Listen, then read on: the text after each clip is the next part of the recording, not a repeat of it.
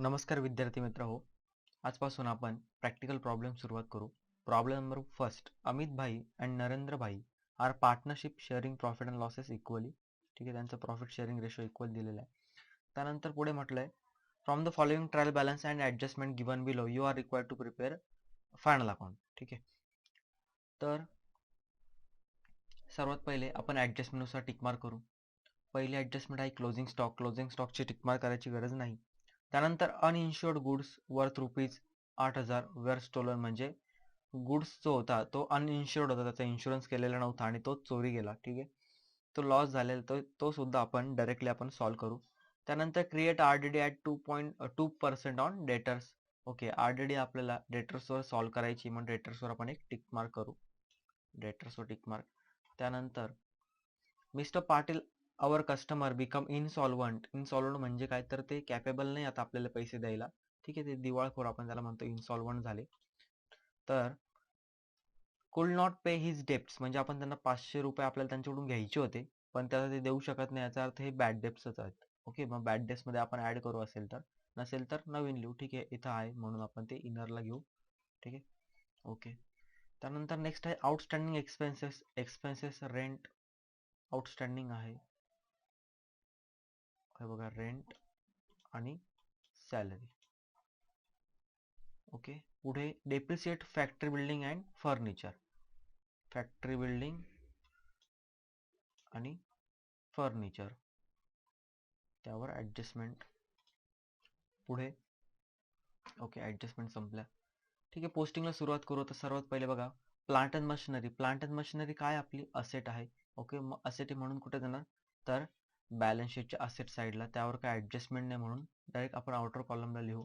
Balance शीटच्या asset साईडला plant and machinery. Amount आहे त्याची 2,80,000. ओके, त्यानंतर नेक्स्ट पुढे आहे फॅक्टरी बिल्डिंग. फॅक्टरी बिल्डिंग सुद्धा असेट आहे, परंतु त्यावर ॲडजस्टमेंट आपल्याला सॉल्व्ह करायची, टिकमार्क केलेली आहे, म्हणून ते आपण लिहिताना इनर कॉलमला लिहिणार. Factory building inner कॉलमला. ठीक आहे, 75,000. नेक्स्ट पुढे आहे सन्ड्री डेटर्स. डेटर सुद्धा आपले असेट. डेटर सुद्धा कुठे येणार, बॅलन्स शीटच्या असेट साईडला, 28,700. Debtors inner कॉलमला 28,700. 28,700. ओके, 28,000. पुढे परचेसेस. परचेसेस कुठे येणार, तर ट्रेडिंग अकाउंटच्या डेबिट साईडला. चला, ट्रेडिंग अकाउंटच्या डेबिटला परचेसेस. तर हे बघा, इथे आपण चेक करू, इथं रिटर्न्स आहे का कुठे दिलेले त्यांनी. हे बघा, इथे परचेस रिटर्न आहे. ओके, मग परचेस रिटर्न आहे म्हणून आपल्याला ते परचेसेस कुठे घ्यावे लागतील, मग आता इनर कॉलमला घेणार आपण. परचेसेस आपण लिहिताना इथं इनर कॉलमला लिहायचं. एक ओळ सोडून द्यायची, ओपनिंग स्टॉक लिहायला. जर असेल तर लिहू, नसेल तर मग असू द्या. ठीक आहे, तरी एक ओळ सोडून देऊ आपण त्याला. मग हे परचेसेस. त्यानंतर बॅड डेप्ट्स. बॅड डेप्ट्स म्हणजे पैसे बुडाले, आपला लॉस झाला, कुठे जाणार, तर प्रॉफिट अँड लॉस अकाउंटच्या डेबिट साईडला. ठीक आहे, तर 2 बॅड डेप्ट्स आपण इनर कॉलमला लिहू, 500. त्यामध्ये अजून नवीन ॲड होतील. नेक्स्ट आहे 10% गव्हर्नमेंट बॉन्ड. ओके, हे बघा, ट्रायल बॅलन्सची ही डेबिट साईड आहे. ओके, आणि डेबिट असेटच्या बॅलन्स हे डेबिट असतं. हे बघा, हे 10% गव्हर्नमेंट बॉन्ड, याचा अर्थ आपण ते 10% गव्हर्नमेंट बॉन्डमध्ये आपण इन्व्हेस्टमेंट केलेली आहे, हे आपले असेट आहे. म्हणून लिहिताना कुठं जाणार आपण हे, तर बॅलन्स शीटच्या असेट साईडला 10% गव्हर्नमेंट बॉन्ड, त्याची अमाऊंट आहे 40,000. ओके, 10% गव्हर्नमेंट बॉन्ड बॅलन्स शीटला. ठीक आहे,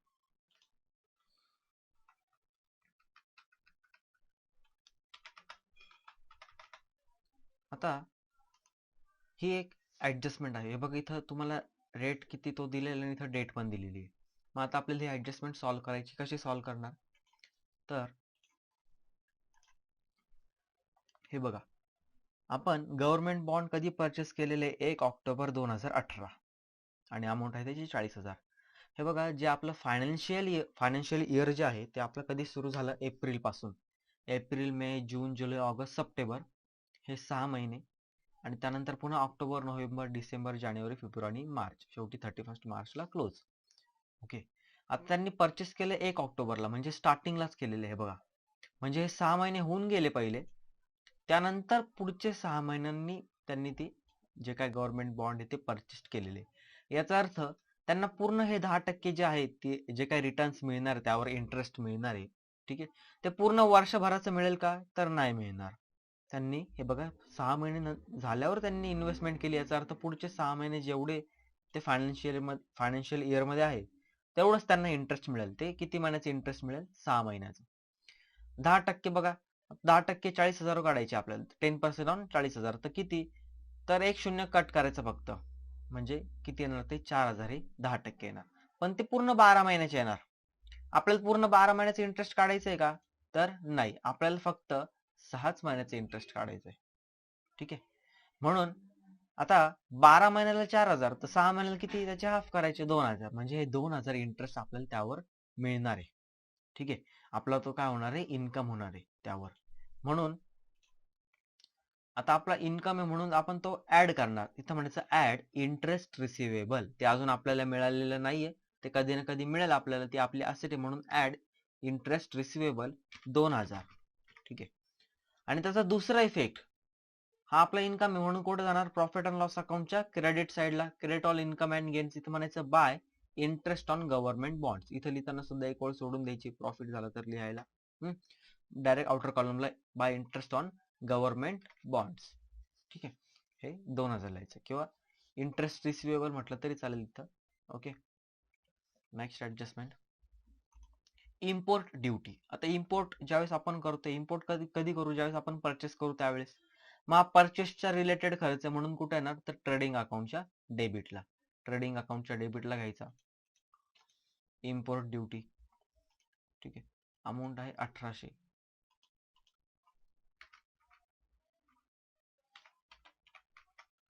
नेक्स्ट,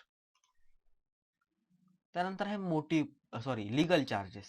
लिगल चार्जेस म्हणजे जे काही आपण डॉक्युमेंट्स बनवतो, काही लिगल डॉक्युमेंट्स बनवतो, त्याचे जे काही चार्जेस आहे त्याला, तो जो एक्सपेन्सेस आहे तिथं आपण त्याला शब्द वापरतो लिगल चार्जेस.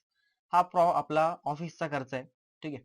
म्हणून लिगल चार्जेस कुठे येणार? प्रॉफिट अँड लॉस अकाउंटच्या डेबिटला. ठीक आहे. प्रॉफिट अँड लॉस अकाउंटच्या डेबिटला आपण म्हणणार टू लिगल चार्जेस. त्यावर काही ऍडजस्टमेंट नाहीये म्हणून आपण डायरेक्टली आउटरला ते लिहू. आउटरला डायरेक्टली त्याची अमाऊंट येणार 2,000. पुढे मोटिव्ह पॉवर. हे बघा, आता हे मोटिव्ह पॉवर म्हणजे काय? तर मोटिव्ह पॉवर, त्यानंतर कोल, हीटिंग वगैरे या सगळ्या गोष्टी ह्या फॅक्टरी प्रोडक्शन रिलेटेड आहे. ठीक आहे. प्रोडक्शनच्या संदर्भातील हे सर्व आपला तो खर्च आहे. मग परचेस आणि प्रोडक्शन एक्सपेन्सेस आपण कुठे घेतो? तर ट्रेडिंग अकाउंटच्या डेबिट साईडला. मग मोटिव्ह पॉवर सुद्धा कुठे जाणार? ट्रेडिंग अकाउंटच्या डेबिटला. ठीक आहे. ऑफिसमध्ये आपण काय करणार आहे का त्या मोटिव्ह पॉवरचं? नाही. आपल्याला ऑफिसमध्ये फार फार तर इलेक्ट्रिसिटी. ओके. ही मोटिव्ह पॉवर आपल्याला प्रोडक्शनच्या संदर्भात आहे, त्यावेळेस फॅक्टरीमध्येच ते यूज होईल. मोटिव्ह पॉवर 12,000 रुपये येणार ट्रेडिंग अकाउंटच्या डेबिट साईडला. ठीक आहे. त्यानंतर पुढे warehouse rent. Warehouse rent हे कुठे येणार? तर प्रॉफिट अँड लॉस अकाउंटला येणार. वेअर हाऊस रेंट कुठे घेणार आपण? प्रॉफिट अँड लॉस अकाउंटला. तुम्ही जो काही फॉर्मॅट लिहिलेला आहे पुस्तकामध्ये आपलं प्रॉफिट लॉसचा, त्यानंतर ट्रेडिंग अकाउंटचा, बॅलन्स शीटचा, त्यामध्ये वेअर हाऊस रेंट दिलेला नाहीये. ठीक आहे. लक्षात ठेवायचं नेहमी, warehouse rent, godown rent, हे सगळं हे कुठे लिहिणार? तर तुम्ही हे सर्व प्रॉफिट अँड लॉस अकाउंटच्या डेबिटला लिहिणार. ठीक आहे. प्रॉफिट अँड लॉस अकाउंटच्या डेबिटला 1,800.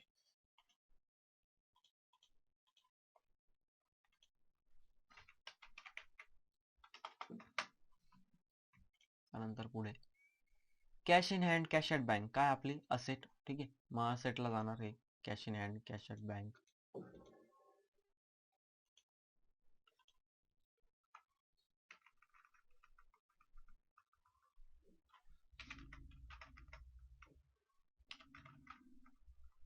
ओके. त्यानंतर नेक्स्ट आहे ऍडव्हर्टाइजमेंट. ऍडव्हर्टाइजमेंट हा आपला ऑफिसचा खर्च आहे म्हणून प्रॉफिट अँड लॉस अकाउंटच्या डेबिटला लिहिणार मी. ठीक आहे. सेलिंग अँड डिस्ट्रीब्युशन वरचा हा एक्सपेन्सेस आहे म्हणून प्रॉफिट अँड लॉस अकाउंटच्या डेबिटला इनरला लिहा 10,000, त्यावर ऍडजस्टमेंट आहे. ठीक आहे. तर आपल्याला ॲडजस्टमेंट सॉल्व करायची आहे. इथं म्हणायचं टू ADVT, इथं लिहायचं टू ADVT किंवा पूर्ण तुम्ही लिहिलं ॲडव्हर्टाइजमेंट टू ॲडव्हर्टाइजमेंट तरी चालेल. ठीक आहे, इथं शॉर्टकटमध्ये लिहिलेलं आहे 10,000 रुपये. आता यावर सुद्धा ॲडजस्टमेंट आहे. इथं म्हटलं जी काय ॲडव्हर्टाइजमेंट आपण केली आहे ती 2 वर्षांसाठी केलेली फॉर 2 इयर्स आणि विथ इफेक्ट फ्रॉम WF म्हणजे विथ इफेक्ट फ्रॉम कधीपासून हे ॲडव्हर्टाइजमेंट चालू होणार आहे म्हणजे कधीपासून केलेली आपण तर 1 जानेवारी 2019 आणि आपलं वर्ष संपलं 31 मार्च 2019. म्हणजे चालू वर्षात बघा जानेवारी, फेब्रुवारी आणि शेवटी मार्च, फक्त 3च महिने चालू वर्षातला हा खर्च आहे आपला. ठीक आहे, आणि आपण ॲडव्हर्टाइजमेंट करून ठेवली 2 वर्षाची म्हणजे आता ती जास्तीची प्रीपेड येते.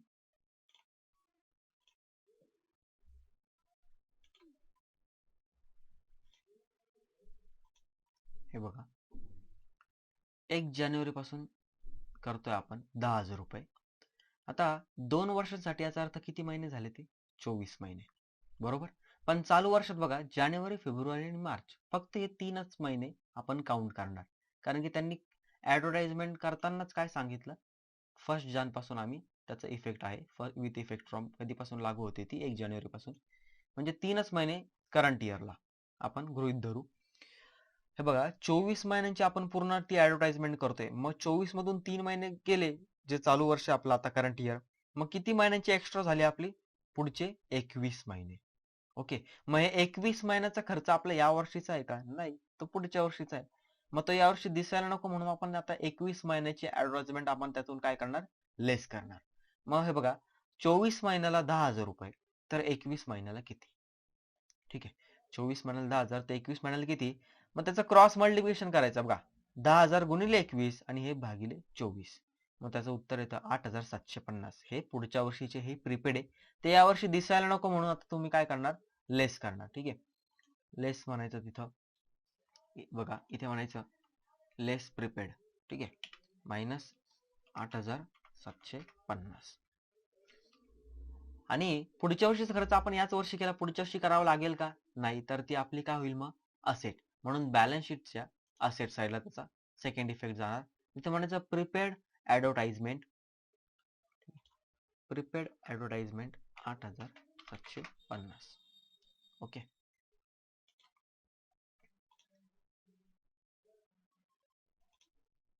त्यानंतर पुढे सॅलरीज. सॅलरीज हा आपला ऑफिसचा खर्च आहे म्हणून कुठे येणार प्रॉफिट अँड लॉस अकाउंटच्या डेबिटला. प्रॉफिट अँड लॉस अकाउंटच्या डेबिटला लिहिणार आपण सॅलरीज.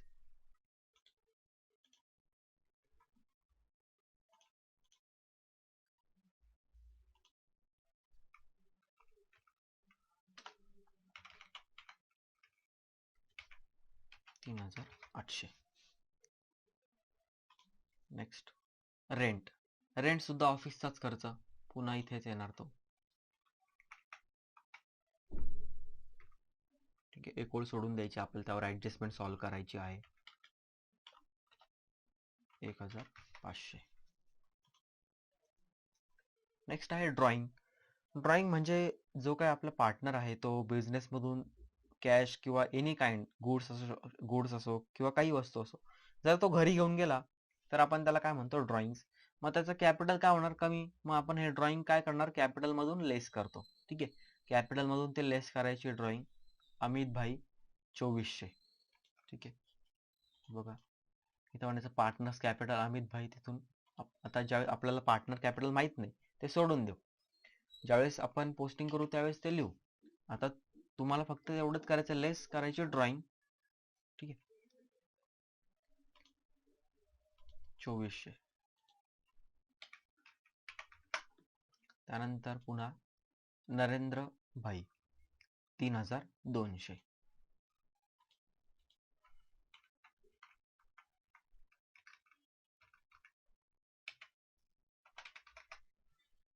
Next furniture. फर्निचर काय आपली असेट, हे बघा त्याच्यावर आपण टिक मार्क केलेली आहे, आपल्याला त्यावर ऍडजस्टमेंट सोडवायची म्हणून ते इनर कॉलमला लिहिणार आता मी फर्निचर. हे बघा इथे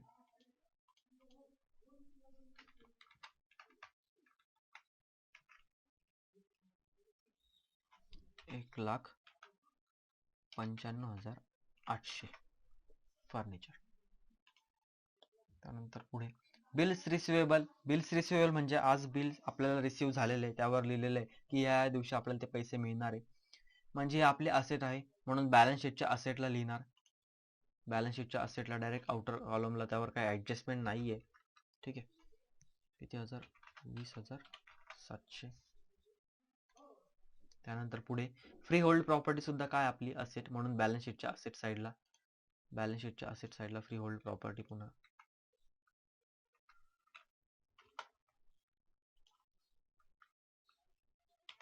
41,000. ओके.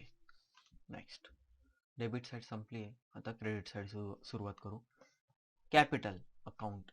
कॅपिटल अकाउंट पुन्हा बॅलन्स शीटच्या लायबिलिटी साईडला. ठीक आहे. याचं अमितचं किती? 3,50,000 आणि नरेंद्र 3,00,000. हे बघा, लिहिणार कॅपिटल 3,50,000 आणि 3,00,000. पुढे सेल्स. सेल्स म्हणजे आपल्या बिझनेसमधून गुड्स आपण गेलेला आहे, सेलिंग करतोय. मग कुठे येणार? ट्रेडिंग अकाउंटच्या क्रेडिट साईडला, क्रेडिट व्हॉट गोज आउट. हे बघा सेल्स. आता आपण इथं रिटर्न्स, सेल्स रिटर्न नव्हते इथे. ठीक आहे. ओके, सेल्स रिटर्न आहे, आपण हे राहून गेलं.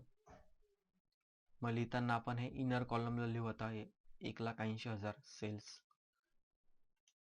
1,80,000. त्यातून लेस करू लगेच जे काय सेल्स असतील, सेल्स रिटर्न असतील, मायनस 2,200. हे बघा हे रिटर्न्स. त्यानंतर कुठे होतो? सेल्स. ओके. नंतर बिल्स पेबल. बिल्स पेबल आपली लायबिलिटी आहे, म्हणून बॅलन्स शीटच्या लायबिलिटी साईडला आपण लिहिणार. बॅलन्स शीटच्या लायबिलिटी साईडला बिल्स पेबल 8,500. Next, discount. हे बघा, आता डिस्काउंट हा क्रेडिट साईडला आलेला, आपला हा क्रेडिट बॅलन्स आहे. Credit all income and gains. Discount मिळाला हा आपला फायदा आहे, म्हणून लिहिताना आता प्रॉफिट अँड लॉस अकाउंटच्या क्रेडिट साईडला लिहिणार. ठीक आहे. प्रॉफिट अँड लॉस अकाउंटच्या क्रेडिटला बाय डिस्काउंट 1,200. जर हा डिस्काउंट ट्रायल बॅलन्सच्या इथं डेबिट साईडला असता, तर मी लिहिताना प्रॉफिट अँड लॉस अकाउंटच्या डेबिटला लिहिला असता. ठीक आहे. परंतु आता हा क्रेडिट साईडला दिसतोय, म्हणून लिहिताना पण प्रॉफिट अँड लॉस अकाउंटच्या क्रेडिट साईडलाच लिहायचा. पुढे आहे क्रेडिटर्स. क्रेडिटर्स आपल्या लायबिलिटी, म्हणून बॅलन्स शीटच्या लायबिलिटीला लिहिणार 38,500 क्रेडिटर्स.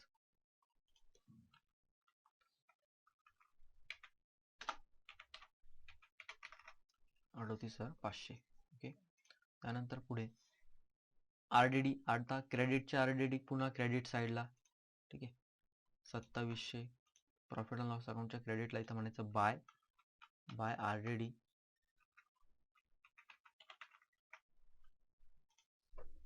पुढे bank loan. Bank loan of course आपली लायबिलिटी आहे, बँकेला पुन्हा त्याची परतफेड करावीच लागणार आहे. आपले कुठे येणार मग ते? बॅलन्स शीटच्या लायबिलिटी साईडला बँक लोन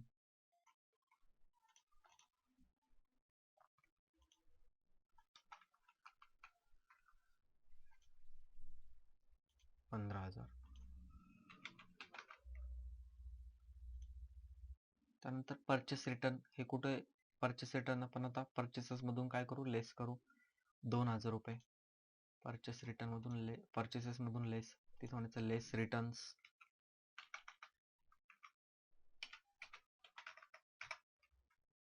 ओके. तर पोस्टिंग संपलेली आहे.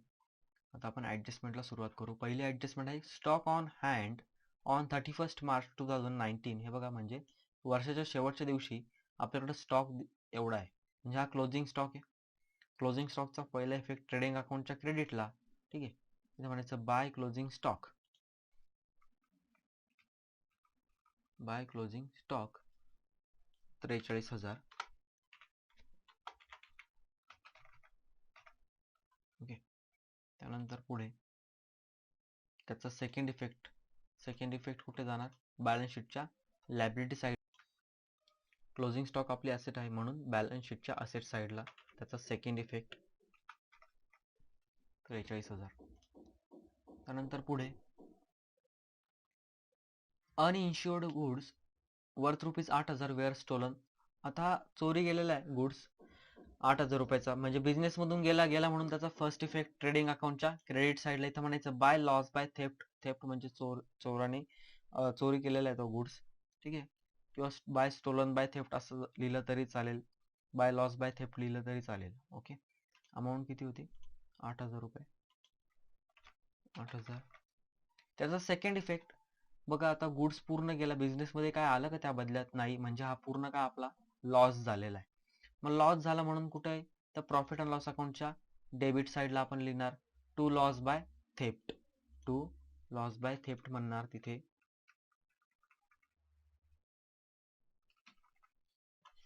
$8,000. Okay, next adjustment. Mister Patil our customer, हे आपले कस्टमर होते आणि त्यांच्याकडून आपल्याला पैसे घ्यायचे होते. बघा, आपण कस्टमरकडून आपण पैसे घेणारच आहे. इथं जर सप्लायर असतं, अवर सप्लायर दिलं असतं, याचा अर्थ आपण त्यांना पैसे द्यायचे की जे आपल्याला गुड्स सप्लाय करताय, म्हणजे आपण त्यांच्याकडून परचेस करतोय. परंतु आता हे आपले कस्टमर, याचा अर्थ आपण त्यांना सेल केले असेल गुड्स. मग गुड्स सेल करतोय, मग त्यांच्याकडून आपल्याला पैसे घ्यायचे होते. परंतु इथं म्हटलं ते बिकम इनसॉल्वंट म्हणजे दिवाळखोर, की ज्यांची असेट, जी काही संपत्ती आहे, ही त्यांच्या लायबिलिटीपेक्षा कमी आहे. लायबिलिटी जास्त झालं, त्यांचे लोन जास्त झाले, ते पैसे आता देऊ शकत नाही. फॉर एक्झाम्पल विजय माल्या, नीरव मोदी हे जसे निघून गेले, ठीक आहे, त्यांचे बँकेचे काही लोन वगैरे दिलेले नाही, परतफेड केली नाही, तसंच यांचं पण झालं. आणि 500 रुपये आता ते आपल्याला देऊ शकत नाही, याचा अर्थ हे 500 रुपये आपले बुडाले, लॉस झाला. म्हणून आता डेटर्स मधून आपण ते काय करू, मायनस करू, डेटर्स मधून आपण ते लेस करू, ठीक आहे. इथं म्हणायचं लेस बॅड डेब्ट्स, ठीक आहे, मायनस करायचे 500. आणि त्याचा दुसरा इफेक्ट बॅड डेब्ट्स पुन्हा वाढले आपले, त्यामध्ये ऍड करायचा, इथं ऍड म्हणायचं, ऍड न्यू बॅड डेब्ट्स 500, ठीक आहे, add new bad debts 500. Next adjustment. Okay, हे क्रिएट आरडीडी ॲट 2%, ही आपण कधी सॉल्व करतो, ज्यावेळेस डेटर्सच्या त्याच्या अजून काही ॲडजस्टमेंट असतील बॅड डेब्ट्सची, ही सॉल्व केल्यानंतरच आपण ही सॉल्व करायची, ठीक आहे. चेक करायचं, ज्यावेळेस आरडीडी येईल ना प्रॉब्लेममध्ये, त्यावेळेस चेक करायचं की अजून काही ॲडजस्टमेंट दिलेले आहे का डेटर्सवर. तर बघा, ही आपण जी फोर्थ ॲडजस्टमेंट ही डेटर्सवर होती म्हणून आपण ही पहिले सॉल्व केली. आता मी क्रिएट आरडीडी ही जी ॲडजस्टमेंट आहे ती सॉल्व करू, ठीक आहे. चला आता सॉल्व करू. मग तर म्हटलं 2% ऑन सन्ड्री डेटर्स. ओके, मग डेटर्सकडे आपण पहिले जाऊ. हे बघा, आपले हे डेटर्स आहे. मग आता हे जे 500 रुपये आपण बॅड डेट्स हे पहिले आपण वजा करू. 28,700 मधून जर 500 रुपये गेले तर किती उरतील, 700तून 500 गेले, उरले 200, आणि हा 28 असले तसे. आता यावर आपल्याला 2% काढायचे. हे बघा, 2% ऑन 28,200. मग आपल्याला माहिती आहे, हे बघा, एक शून्य जर मी कट केला तर हे होईल 10%, अजून एक शून्य कट केला हा होईल 1%, हा 1%चा आपल्याला 2% पाहिजे. मग म्हणून मी याला काय करणार, गुणिले 2. मग 282 गुणिले 2 किती होतं, ते 564, म्हणजे 564 ही आरडीडी आहे. मग आपण ती लेस करू. इथं म्हणणार लेस आरडीडी 2%, मायनस करायचे 564. आणि त्याचा सेकंड इफेक्ट, हे बघा, हे 564, याचा अर्थ पैसे बुडालेच आहे. ओके, बुडणार आहे, आपण असं समजतोय, म्हणून आपला लॉस आहे. पुन्हा बॅड डेब्ट्स मध्ये आपण तो ऍड करणार. इथं म्हणायचं ऍड आरडीडी 2%, तर म्हणायचं प्लस 564, किंवा स्वतंत्र लिहिलं तरी चालेल, टू आरडीडी 564, ठीक आहे. परंतु माझं असं मत आहे की बॅड डेब्ट्स आणि आरडीडी यांचे इफेक्ट तुम्ही कंबाईन करा आणि आउटरला मग त्याची अमाऊंट जी असेल ती लिहा. Next adjustment, outstanding expenses, rent आणि सॅलरी, ठीक आहे. रेंट 800 रुपये द्यायचं बाकी आहे, ते यावर्षीचं आहे म्हणून ते द्यावं लागेल यावर्षी. हे बघा, प्रॉफिट अँड लॉस अकाउंटच्या डेबिटला तुम्हाला दिसते रेंट आउटस्टँडिंग, इथं आपल्याला इथं म्हणायचं आता आउटस्टँडिंग, मग ऍड करायचं, ठीक आहे. इथं म्हणायचं ऍड आउटस्टँडिंग अधिक 800. आणि त्याचा सेकंड इफेक्ट हे 800 रुपये कधी ना कधी द्यावे लागतील हे अजून दिलेलं नाहीये. म्हणजे ती आपली काय तर लायबिलिटी आहे. म्हणून इथं म्हणायचं आउटस्टँडिंग रेंट लायबिलिटीला 800. Next effect next adjustment salary outstanding आहे पुन्हा 300.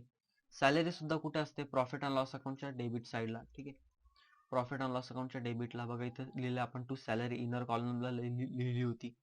त्यावर आपल्याला ऍडजस्टमेंट सॉल्व्ह करायची म्हणून मग इथं पुन्हा इथं म्हणायचं ऍड आउटस्टँडिंग 300 आणि त्याचा सेकंड इफेक्ट पुन्हा कुठे जाणार तर बॅलन्स शीटच्या लायबिलिटी साईडला आउटस्टँडिंग सॅलरी म्हणायचं तिथं. ठीक आहे, 300. Next adjustment depreciate factory building by 2500. डेप्रिसिएशनची ऍडजस्टमेंट आहे. डेप्रिसिएशन म्हणजे असेटची किंमत कमी होणे. चला आता फॅक्टरी बिल्डिंगची जी अमाऊंट आहे ती आपली कमी झालेली आहे म्हणून इथं म्हणायचं लेस डेप्रिसिएशन मायनस. आज बघा त्यांनी आपल्याला पर्सेंटेज काही दिलेले नाही, डायरेक्टली त्यांनी अमाऊंट दिलेली आहे. मग ती अमाऊंट डायरेक्टली आपण त्यातून ते लेस करणार.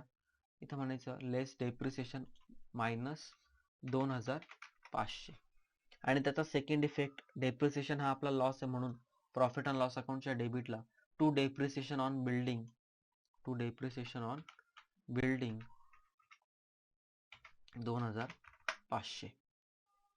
त्यानंतर फर्निचरवर सुद्धा डेप्रिसिएशन आहे. किती झालेलं ते बाय ₹1800. ओके, मग फर्निचर कुठं असतं आपलं बॅलन्स शीटच्या असेटला फर्निचर. ओके, हे बघा इथे फर्निचर. मग त्यातून पुन्हा मी ते काय लेस करणार, लेस म्हणणार डेप्रिसिएशन. आता इथे सुद्धा पर्सेंटेज आपल्याला नाही आहे, डायरेक्टली आपल्याला अमाऊंट दिलेली त्यांनी 1800. इथून मग मी 1800 रुपये डायरेक्टली मायनस करणार. ओके, त्यानंतर पुढे ओके ॲडजस्टमेंट संपल्या. आता आपण हे क्लोज करू. क्लोज करताना सर्वात पहिले आपण ट्रेडिंग अकाउंट क्लोज करणार. तर सुरुवातीला आपण हे प्लस मायनस करून बाहेर घेऊ. टोटल करू आपण. हे बघा ही 83,000 इथे 1,77,000 आहे म्हणजे ही बाजू मोठी आहे क्रेडिट बाजू. क्रेडिट बाजूची टोटल करू आपण ती येते 2,28,800. ठीक आहे, मग तीच टोटल आपण इथे लिहिणार. ठीक आहे, 2,28,800. मग यातून हे सर्व आपल्याला मायनस करायचे. ठीक आहे, मग मायनस केल्यानंतर आता मायनस करताना एक त्याची पहिले टोटल करू किंवा मग सर्व एक एक मायनस करू. पहिले याची टोटल करू आणि ती टोटल यातून मायनस करू. ती येते 1,31,500. ठीक आहे, 1,31,500 ही टोटल येते. त्यानंतर हा जो ग्रॉस प्रॉफिट आहे तो पुन्हा आपण क्रेडिट प्रॉफिट अँड लॉस अकाउंटच्या क्रेडिटला आपण तो शिफ्ट करणार. 1,31,500. आता पुन्हा बघू आता ही कोणती बाजू मोठी, ही डेबिट बाजू की क्रेडिट. तर इथे सुद्धा हे बघा 1,31,000 इथे दिसता एवढी अमाऊंट आहे, तशी एवढी इथे नाही आहे. मग हीच बाजू मोठी. आता याची टोटल करू. ठीक आहे, तर ती टोटल किती येते तर ती टोटल येते 1,37,000 1,37,400. ठीक आहे, 1,37,400 तीच टोटल पुन्हा आता डेबिट साईडला आपण लिहिणार. मग त्यातून आता हे सर्व आपण मायनस करू आणि जे उरलेलं असेल त्याला आपण म्हणणार नेट प्रॉफिट. ठीक आहे, त्याला आपण म्हणणार नेट प्रॉफिट. तो येतोय 1,12,086. 1,12,086. आता त्यांचा जो प्रॉफिट रेशो जो आहे तो आपल्याला त्यांनी सांगितले ते बघा इक्वल आहे. ठीक आहे, मग त्या दोघांना पण हे इक्वल द्यायचे म्हणजे याचे अर्धे अर्धे करून द्यायचे. मग आपण कसे देणार ते भागिले 2 करणार फक्त, तिथे जास्त काही नाही. ठीक आहे, फक्त आपण तिथं भागिले 2 करणार. मग ते अर्धे अर्धे ते येत आहे 56,043. ठीक आहे, आणि इथे पण 56,043. 56,043. ओके, आता त्यानंतर हा जो त्यांचा जो नेट प्रॉफिट आहे त्यामुळे त्यांचं कॅपिटल वाढणार आहे, म्हणून तो आपण इथं ॲड करू. इथं म्हणायचं ॲड नेट प्रॉफिट. ठीक आहे, प्लस करायचं इथे. इथे सुद्धा सेम होणार ॲड नेट प्रॉफिट. ठीक आहे, बघा इथं आपण लेस म्हटलं, इथं साईन मायनस द्यायचं. ठीक आहे, साईन द्यायला विसरायचं नाही. त्यानंतर त्यांची टोटल आपण करू, प्लस मायनस करू पहिले. यातून ही अमाऊंट जर मायनस केली, ठीक आहे, 3,50,000 2,000 त्याच्यातून 2,400 आपल्याला मायनस करायचे. ती येते मग 3,47,600. ठीक आहे, सेम तसंच इथे सुद्धा 3,00,000मधून 3,02,000 गेले ते किती उरतील? 2,96,800. आणि मग आता हा जो नेट प्रॉफिट आहे आपण तो त्याच्यामध्ये ॲड करू. मग ॲड केल्यावर ठीक आहे, अमाऊंट आउटर कॉलमला किती येणार? तर ही 4,03,643. ठीक आहे, आणि इथे 3,52,843. ओके, त्यानंतर आता हा प्रॉब्लेम टॅली होतोय का नाही बघू, आपण चेक करू. हे बघा, इथे 3 आणि 3 इथे 6 होतील. इथे शेवटी 6 एक आहे बघा, आहे म्हणजे तो एक मॅटर आपला क्लोज झाला की राऊंड फिगर तरच यायला पाहिजे असं काही नाही. ठीक आहे, इथे 6 येतं, इथे पण आहे. बाकीचे टोटल मग आता चेक करा. ठीक आहे, मग याची पूर्ण आपण टोटल करू. 8,19,586. ठीक आहे, इथे पण किती येते बघू. इथे पण तीच येते, 8,19,586. ओके, ठीक आहे. तर अशा रीतीने आपला हा प्रॉब्लेम टॅली झालेला आहे. काही अडचण असल्यास तुम्ही मला कळवा. आजसाठी आपण इथेच थांबू. पुढचा प्रॉब्लेम उद्या घेऊ आपण. बाय.